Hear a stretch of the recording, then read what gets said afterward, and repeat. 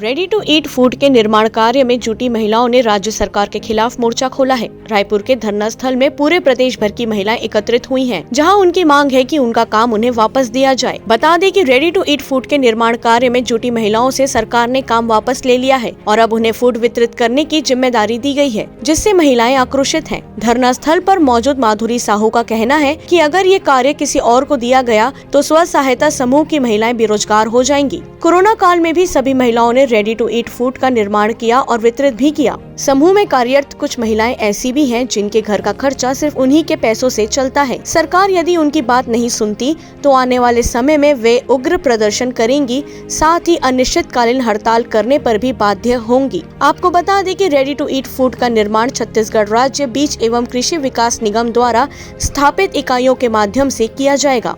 मांग तो माननीय मुख्यमंत्री जी से सिर्फ एक ही है और एक ही निवेदन है कि महिलाओं का रोजगार न छीने, महिलाओं को रोजगार दे दे वापस।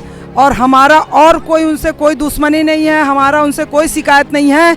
आज इस अचानक से इस इतने बड़े आघात, इतना बड़ा हार्ट फेल उन्होंने हमको दिया है, तो हम आपसे निवेदन करते हैं आपके माध्यम से कि हमारा रेडी टू ईट जो हम संचालित करते आ रहे थे, तो हमें हमारा काम करने दे, ना हमारा काम को हस्तक्षेप ना करें। जो आज अचानक प्रशासन ने जो इतना बड़ा कदम उठाया महिलाओं के खिलाफ कि रेडी टू ईट का काम उनसे वापस लेकर कृषि बीज निगम को दिया जाएगा, तो ये बिल्कुल ही निराधार है, क्योंकि महिलाओं ने उस समय सरकार का साथ दिया जब वो सरकार खुद प्रत्यक्ष रूप से ऐसा कोई कार्य नहीं कर रही थी।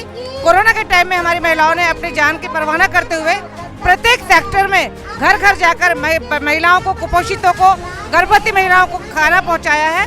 अपनी चिंता परवाह न करते हुए ये कार्य को किया है और इस कार्य को हमेशा ही करना चाहती है।